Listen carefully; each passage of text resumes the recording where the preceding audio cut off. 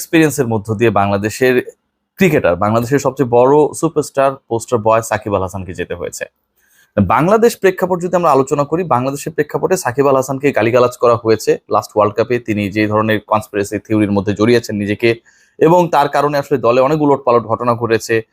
তামিম ইকবাল খানের শেষ পর্যন্ত বিশ্বকাপটা খেলা হয়নি, এরকম ইস্যু আমরা দেখেছিলাম। মাহমুদুল্লাহ রিয়াদ বিশ্বকাপের দলে কোন পজিশনে খেলবে, তার জায়গায় তো তাওহিদ হৃদয় খেলছে। সাকিব এরকম স্টেটমেন্টও সেই সময় এটা দিয়েছিল, মানে রিয়াদের ব্যাপারে, যে রিয়াদের তো আসলে পজিশনটা নাই। হ্যাঁ, এরকম ঘটনাগুলো ঘটেছিল, এবং এন্ড অফ দ্য ডে সবকিছু আসলে মানে প্রকৃতি তার মতো করে রেভেন্স নেয়, সেই জিনিসটা আমরা দেখেছিলাম। সাকিব আল হাসান ফ্লপ হয়েছেন বিশ্বকাপে, তার দল ফ্লপ করেছে, তিনি চোখের সমস্যায় ভুগেছেন, দেশে ব্যাক করেছেন, দেশে প্র্যাকটিস করে আবারও ব্যাক করেছেন ভারতে খেলার জন্য।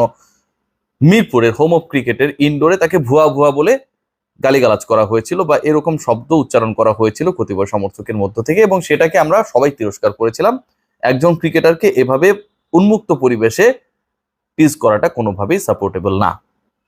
বিপিএল মাঠে গড়িয়েছে, এবং বিপিএল এর সময় আমরা খেয়াল করেছি যে ওই সময়টাও গ্যালারিতে সাকিব আল হাসান যখনই বোলিং এ নামতেন, বা সাকিব আল হাসান যখনই বাউন্ডারি লাইনে ফিল্ডিং করতেন, বা ওই সাইডটায় সাকিব আল হাসানকে কোনো কারণে যেতে হতো, তখনও একই ধরনের রব উঠতো।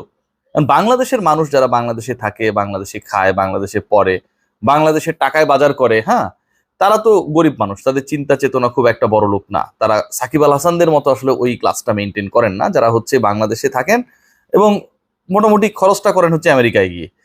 সো এদেশের মানুষ এরকম উল্টাপাল্টা কমেন্ট করতে পারে, ভুয়া বলে কাউকে ডাকতে পারে, এদেশের মানুষের এই ধরনের প্রপার চিন্তা ভাবনাটা নাও থাকতে পারে, সেটা নিয়ে আসলে ডিবেট করার কোনো সুযোগ নেই। কারণ আমরা বাংলাদেশে যারা রয়েছে আমরা মোটামুটি খ্যাত টাইপের, কিন্তু আমেরিকায় যারা রয়েছেন, যারা তুলনামূলকভাবে এলিট, যারা তুলনামূলকভাবে উন্নত জীবনকে আসলে তাদের লাইফস্টাইলের মধ্যে অ্যাড করতে পেরেছেন, যারা অনেক শিক্ষিত তুলনামূলকভাবে, যারা শিক্ষিত সমাজের প্রতিনিধিদের সাথে মেলামেশা করেন, তারা তো নিশ্চয়ই বাংলাদেশের চাষা ভূষা বা আমরা যারা খ্যাত রয়েছি আমাদের মতো করে চিন্তা করেন না। সাকিব আল হাসান তাদের কাছে ডিফারেন্ট কেউ হওয়া উচিত, এক। এবং দ্বিতীয় যে কারণটা, সাকিব আল হাসান তাদের কাছে কেন আরো বেশি ডিফারেন্ট হবেন, কারণ সাকিব আল হাসান বাংলাদেশে অবস্থান করলেও দিন শেষে হচ্ছে তিনি কাইন্ড অফ আমেরিকান। এটা আমরা সবাই জানি, সবাই বুঝিও। এটার জন্য আমি সাকিবকে প্রশংসা বা নিন্দা করছি না, যেহেতু সাকিব আল হাসানের পুরো ফ্যামিলি হচ্ছে আমেরিকায় বসবাস করে। সো হিসাবটা যখন এরকম, ঠিক তখন আমেরিকায় নামাজ পড়তে গিয়ে, ঈদের নামাজ আদায় করতে গিয়ে সাকিব আল হাসানকে ওখানকার শিক্ষিত মানুষজন, যারা তুলনামূলকভাবে আমাদের মতো চাষাভুষা না, তারাও যখন ভুয়া ধ্বনিতে মানে স্লোগান মুখর করে তোলে আশপাশে এলাকা, এবং সাকিব আল হাসান মোটামুটি পালিয়ে গেছেন, মানে তিনি ওই প্রেমিসেসটা থেকে সরে বা সটকে যেতে পারলেই যেন হচ্ছে মোটামুটি বেঁচে যান, এরকম একটা সিচুয়েশন তৈরি হয়।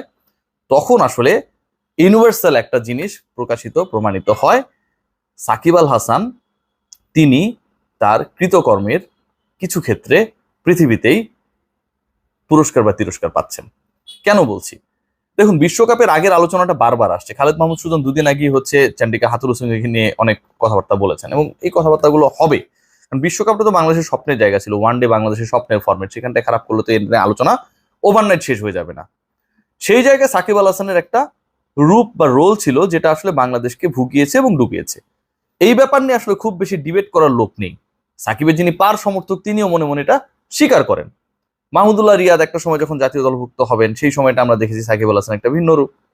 তামিম ইকবালের ক্ষেত্রে কিভাবে আসলে ইস্যুগুলো এসছে আপনারা সবাই জানেন। যেভাবে তিনি টি স্পোর্টসে সাক্ষাৎকার দিয়েছেন, এবং যেভাবে তিনি আসলে অনেকটা প্রিমাইন্ড সেট নিয়ে ওই ইন্টারভিউটা দিয়েছেন, তামিমের ইন্টারভিউ বা তামিমের বক্তব্য ভিডিও রিলিজ হবার আগেই সাকিব আল হাসান তার বক্তব্য দিয়ে দিচ্ছেন, যেন তিনি সবকিছু আগে থেকে জানেন। আর আগে থেকে জানবে কে, যে আগে থেকে প্ল্যান করবে তিনি তো। আমি যদি প্ল্যান করি যে কাউকে আমি বিপদে ফেলবো, ওই বিপদে পড়া লোকটা তার স্টেটমেন্ট দেওয়ার আগে আমি যদি কোনো ইন্টারভিউ দিই, তাহলে তো আমি জানবো যে উত্তরটা কি হতে পারে, কারণ আমি তাকে বিপদে ফেলেছি। So I know all the procedures. তো সাকিব আল হাসানের ওই ইন্টারভিউ বলেন, সাকিব আল হাসানের বক্তব্য বলেন, সাকিব আল হাসানের সতীর্থের প্রতি অবজ্ঞাসূচক কথাবার্তা বলেন, এগুলো ভাই পাবলিক ভালোভাবে গ্রহণ করেন। এন্ড বিশ্বকাপে তিনি সেটা রিটার্নটা পেয়েছেন হাতে নাতে। বাংলাদেশে ভুয়া শোনা সাকিব আল হাসান, বিপিএল চলাকালে ভুয়া শোনা সাকিব আল হাসান, এবং যেই সাকিব আল হাসানের দলকে নিয়ে এবারে বিপিএলও অনেক ধরনের উচ্চাসা ছিল, সেই বিপিএল এ ফেল করা সাকিব আল হাসান, এবং আমেরিকায় গিয়ে ঈদের নামাজ আদায় করতে যাওয়া সাকিব আল হাসানের মধ্যে আসলে কোনো পার্থক্য নেই। যেখানে বাঙালি বাংলাদেশি রয়েছে যারা একটু আসলে বিচার বুদ্ধি সম্পন্ন, আমি শুরুতে চাষা ভুষা বলছিলাম, আমি উইথড্র করে নিচ্ছি সেই কথাটা, তারা আসলেই সাকিব আল হাসানের এই রোলটাকে কোনোভাবে সাপোর্ট করেন নাই। শুধু একজন ক্রিকেটার বড় ক্রিকেটার হলেই চলে না, একজন ক্রিকেটার বড় হন তখনই যখন মন মানসিকতায় তিনি বড় হতে পারেন। সাকিব আল হাসানের ক্ষেত্রে আপামন জনগণের যে দৃষ্টিভঙ্গি, এটা আমার কথা না, যেন অনেকটা তাই। যে সাকিব আল হাসান বড় ক্রিকেটার, কিন্তু মানসিকতার জায়গা থেকে, ম্যাচুরিটির জায়গা থেকে সাকিব আল হাসান বিশ্বকাপের আগে যে ঘটনাগুলোর সাথে যুক্ত হয়েছেন, যদিও সেটা প্রমাণিত না, আমরা কোথাও পাইনি যে সাকিব এগুলো করেছেন, কিন্তু মোটামুটি বোঝা যায় সেই জিনিসগুলো সাপোর্টেবল না। এবং সাকিব আল হাসানকে আমেরিকায় গিয়েও ভুয়া শুনতে হচ্ছে, আমেরিকান ভাষায় ভুয়া শুনতে হচ্ছে, আমেরিকান বাঙালি এক্সেন্টে ভুয়া শুনতে হচ্ছে। এর থেকে আর ইন্টারেস্টিং, এর থেকে আর বিরক্তিকর কিংবা আনএক্সেপ্টেবল কি হতে পারে? হচ্ছে তামিম ইকবালরা এর মধ্যে একটা দারুণ কাজ করেছেন। কদিন আগে নগদের বিজ্ঞাপন করে মোটামুটি আমরা একটা ব্যাপার খেয়াল করেছি যে সেখানটায় মিরাজ এবং তামিমকে জাতীয় শত্রু বানানো হয়েছে। মোবাইল ফিনান্সিয়াল সার্ভিস নগদকে মোটামুটি ধুয়ে দেওয়া হয়েছে যে তারা এরকম প্রাঙ্ক কল নিয়ে অ্যাড করতে পারেন না, এটা পারেন না, ওটা পারেন না, অনেক ধরনের বক্তব্য, অনেক ধরনের ফিলোসফি, অনেক ধরনের কথাবার্তা। ঠিক আছে, আমি মেনে নিলাম যে সেটা ঠিক থাক, পাবলিকই ঠিক বা যারা এটা নিয়ে সমালোচনা করেছেন তারাই ঠিক। কিন্তু এই প্রতিষ্ঠানের সাথে জড়িত হয়ে তামিম ইকবাল, মাহমুদুল্লাহ রিয়াদ, মুশফিকুর রহিম, মেহেদী হাসান মিরা, সৌম্য সরকার, তারা যে কাজটা করেছেন, যে কাজটা আসলে বাংলাদেশ ক্রিকেট বোর্ড করতে পারেনি, যে কাজটা বাংলাদেশ ক্রিকেট দলের স্পন্সর বিশাল একটা কোম্পানি রয়েছেন তারা করতে পারেননি, কো স্পন্সর হিসেবে অনেকে বিভিন্ন টুর্নামেন্টগুলোতে আসে, তারা করতে পারেনি, সেই কাজটাই তো তারা করে দেখালো এই কয়েকজন ক্রিকেটার এবং ওই পার্টিকুলার কোম্পানি। কি করলো? একজন ক্রিকেটার সৌম্য সরকার তার স্ত্রীকে নিয়ে বিপিএল ফাইনালে ট্রফি জেতার পর ছবি তুলছেন, পেছনে মাঠকর্মী, নারী মাঠকর্মী, তারা হচ্ছে মাঠ ক্লিনিং এর সাথে জড়িত। এবং যখন আউট অফ ফোকাসের সেই নারীগুলোর ছবিটা কোনো একটা ফ্রেমে সবার সামনে এলো, ঠিক তখন তামিম ইকবাল এবং ঠিক তখন নগদের যিনি এমডি তানভীর মিশুক ভাই, তারা ডিসাইড করলেন যে এই মানুষগুলোকে সামনে আনার দরকার, এই মানুষগুলোর জন্য আমাদেরকে কিছু করার রয়েছে। রমজান মাসে তারা সেটা করেছেন, ঈদটাকে আনন্দদায়ক করার চেষ্টা করেছেন। সাকিব আল হাসান আমেরিকায় যখন ঈদ পালন করেছেন, ঠিক তখন যেই মাঠকর্মীরা বাংলাদেশের ক্রিকেটারদের স্বপ্ন বোনার মাঠকে আসলে তৈরি দেখেন সবসময়, যুদ্ধের মঞ্চে যেন আমরা ভালো করতে পারি, তাদের প্রত্যেকের হাতে 50,000 টাকা করে তুলে দিয়েছেন। অবিশ্বাস্য, অনেক বড় অ্যামাউন্ট না, কিন্তু মজার ব্যাপার কি জানেন? এই টাকাটা যখন হাতে পেয়েছেন ওই মাঠকর্মীরা, তারা বলেছেন এত টাকা তারা কখনো লাইফে দেখেননি একসাথে। যখন তারা একসাথে তামিম, রিয়াদ, মুশফিক, মিরাজদের সাথে ইফতার করেছেন, তখন তারা বলেছেন আমরা কখনো এদের সাথে খেতে পারবো এক টেবিলে, এটা ভাবতে পারিনি, এরকম খাবার, এরকম অ্যারেঞ্জমেন্ট আমরা চিন্তাও করতে পারিনি।